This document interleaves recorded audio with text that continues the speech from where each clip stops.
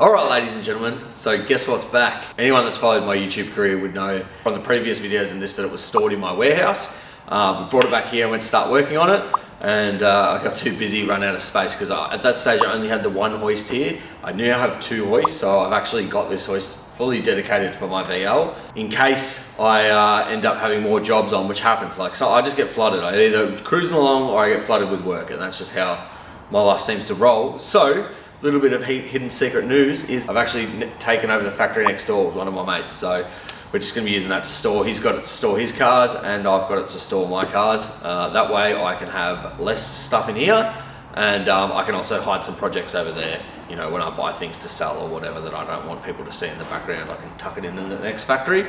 So yeah, so I've got the two factories now, so I've got plenty of space. Probably going to chuck a few more hoists and stuff next door, which will be handy. And yeah, regardless, that is not important. What is important is that I'm going to start building my VL again. So first things first, I'm going to come up with a bit of a list of things that need to be done. Originally, when I started building this VL, that's what I was going to say. So people with that follow my YouTube would know about the previous videos and how they've seen this thing so far. But I've actually been working on this car for 13 years. So unfortunately, throughout my business and life, the VL has just got pushed on the back burner because I've been building other cars and doing other things. This has been a real personal project, whereas other projects I've done have been important in some other way, which is why they've got priority over the VL. But anyway, so now it's back here, it's got its own hoist. We're going to put it on the hoist today, start coming up with a bit of a list of things that we can start to tackle, start building it. For those of you guys that don't know, this thing has a Mercedes V8 engine. It has VZ dash conversion with a VE steering wheel, and yeah, it still needs so much work,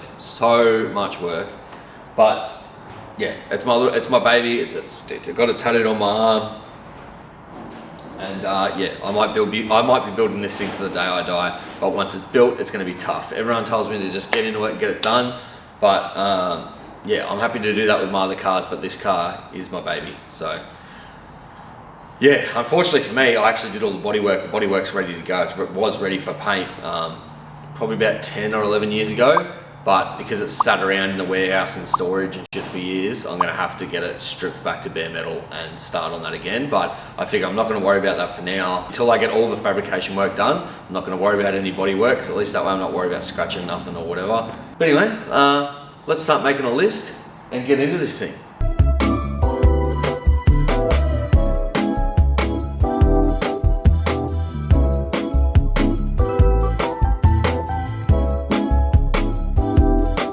Alright guys, so we've come up with a bit of a list of what needs to be done on the car. I'll put it here. But yeah, so I'm thinking there's so many things, like if that list is like so generic really, because it's like every one of those things has like so many other little things that go underneath it.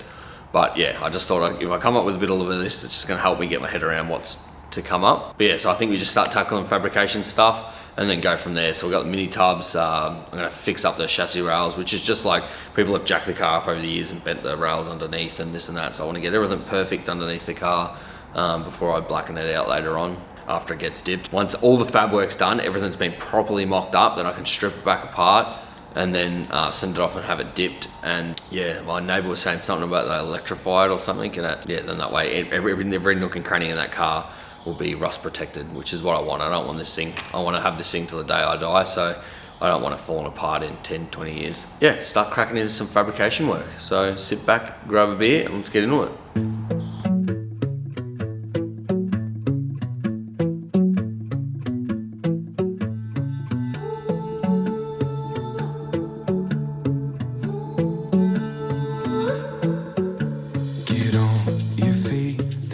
To see rolling hills or city streets, ocean to ocean and all in between. It's out there just waiting on you and me. Take it in, we got no plans. Good things come to those who can. Live moment to moment and all in between. It's out there just waiting on you and me. So look alive, 'cause while I was waiting for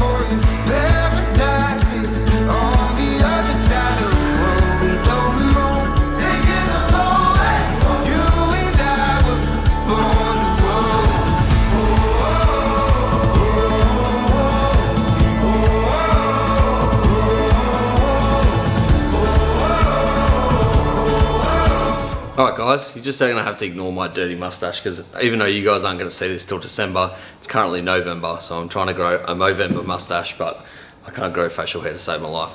Anyway, so we are going to be doing, like I said, I'm gonna be doing the fabrication work on the VL to start with, but I thought I might as well crack into the Minitubs as the first part of the video, and then we'll start tackling all of the other stuff. So if you want to see a bit more of an in-depth video of Minitubs, I just did do a VL Commodore. The video is here. So if you want to watch that one after you've watched this, you feel free to watch that one. And then I have a step up from that again, whereas it's still not a full tub, but you can buy new tubs and then weld them in. So you get rid of that factory tub, because they are curved a bit weird on the left-hand side. The fuel cap side's all right because the guard cut goes actually back further. But on the passenger side, like the side we're on now, as you'll see, there's a bit of a curve at the back, which is a bit awkward, and it comes in. So I'm going to belt that back out before I cut the tubs out, so that I can hopefully get that back to being round. But yeah, I'm also going to slice this a bit differently, which is just going to take a lot more time. So the other one, I cut out the guard from the tub from the inside of the car, from what you could see, where I was going to move it across. Whereas this time I want to keep. I want to sort of cut it so that I can then trim the 25mm off the tub once it's out, because then I can keep that lip that goes down. So instead of having two gaps that line up vertically, this one will actually overlap a little bit, so then I can weld on both sides. But like I said, that's where the time comes into it, because you're grinding, welding. The only plus side to my VL, I guess, that will speed the process up a bit, is this is a stripped car, so I don't have trim and plastics and stuff to worry about catching on fire. This car's being completely stripped, so it does have a dash in it, obviously, but I'm talking about the rear of the car.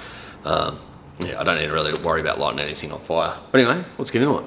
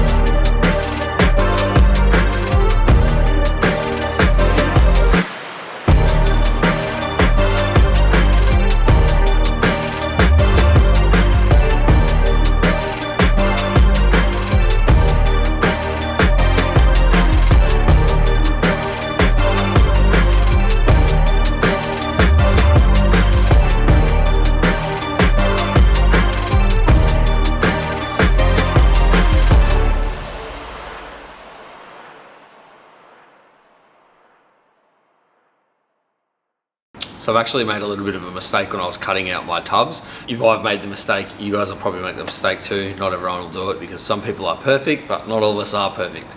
So what happened when I've been cutting out the tubs, I usually mark my lines and cut my line, unless it's something that's meant to be precision, and then I'll mark the line on the inside and cut against it, which is what I've done here. So on this side, I've cut on the right side of it, because I actually wanted to leave a little bit, like probably about a mil or two left, not completely to the rail, because on the tubs, the factory tubs, I've actually left the strip of steel on there, so it's double thickness, so that when I weld to it, it's got something nice to weld to.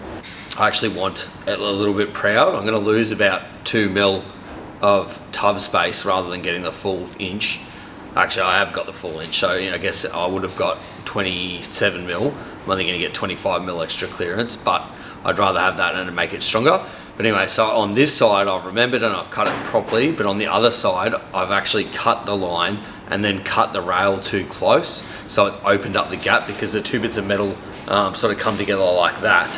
And then you're chopping it off. As you chop it off, it's going to open that gap up more and more. So on this side, it's fine, but on the other side, I've opened the gap up. I'm sure you guys will do it. It's pretty hard when you're cutting inside a guard, because where your grinders and stuff, hey, it's not like you're cutting something on a bench where you can see perfect where you're cutting. It's lots of the times, as I'm sure you've seen in this video, or maybe the VN one that I did, but yeah, it can be pretty awkward cutting. So anyway, it's not a big deal, it's not a big mistake, it's an easy fix. So you just get some rod and just feed it in there. I'm actually going to curve the rod so that I can get it around the rail, but I'm just sitting it here so that I can show you what I'm talking about. So you'll put the rod in the rail, and then we'll just weld that up. And then on this side, I'm just going to tack weld it in a few spots just so that we know that we're good, so that it's still joined together, because usually that would have had spot welds on there that we've now cut off. So now we need to weld it back together. But yeah, this side will be easy. The other side, it's not such a big deal. Yeah, feed some rod in there, weld it up, grind it, and then we're good to go. And then I've just got to clean up the wheel tubs just a little bit. There's one spot that I want to just cut off a little bit just to make it look right. And then I'll just give them a check over, and then we can put them back inside, mock them up for the last time, bolt them in, and then I might get some tack welds and stuff on there.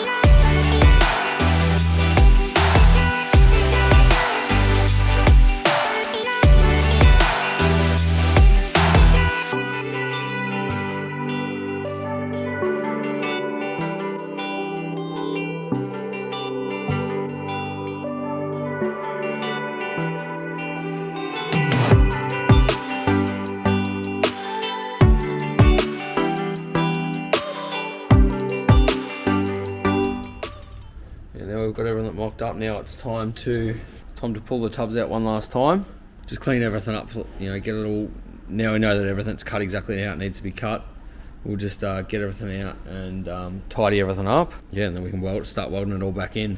What I'm also going to do is use these washers with some bolts. I've got loads of these.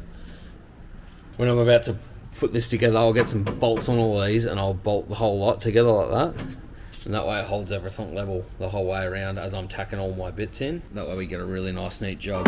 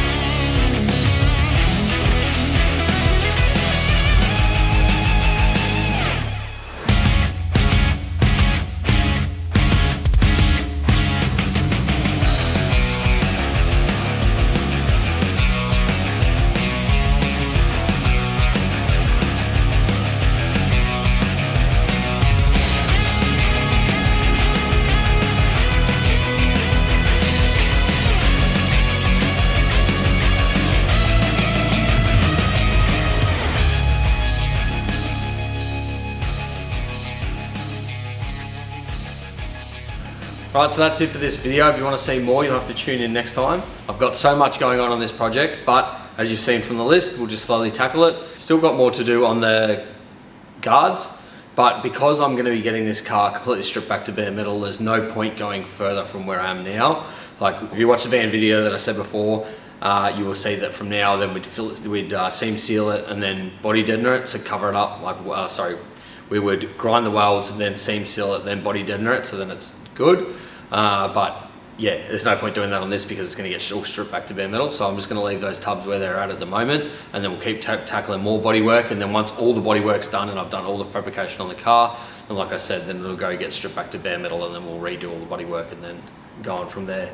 I've got to get my V8 off the hoist and put it in the storage shed next door, because even though I've got the 2 hoists here, I do prefer to do most of my work on the back hoist. This front hoist is really a backup hoist, because a lot of the times when I'm already on a job, someone else will come in and be like, hey, can you quickly just sort this out for me? And if I can't have the front hoist ready to go, a lot of the times I'm turning people away, and I'm trying to not do that because, you know, this will cost money and it's good to have money. So yeah, I'm going to just start pushing that. I've got it set up so basically I can roll it out and then just roll it straight back in. So it's easy to get it in and out to work on it. So don't stress, I'm not going to work on it. It's right here, it's right next door. It's just tucked away in my little hidden shed where all my projects are. And yeah, we'll just keep rolling it back over when I've got spare gaps. But at the moment I've got a few jobs to do, and I want that hoist free, because I've got a car coming in tomorrow night, which will be like ages ago for you guys. So the crazy thing is, this video here has taken me 4 months, probably be close to 5 months now, but at least 4 months to film this, just to do my tubs. So you can imagine how much spare time I don't have if it's taken me that long just to do some tubs. But I love what I do. I love working on other people's cars and helping people out where I can. So I'm going to continue to do that, even though it pushes my own projects back. So please understand that if you do ask me to do work for you and you think I'm overpriced, it's just because I value my time, and I'd rather be working on my own projects than burning up time of mine for nothing. But anyway, hope you enjoyed the video. If you did, please like, subscribe, share, Instagram, TikTok, all the things. And I'll see you on the next one.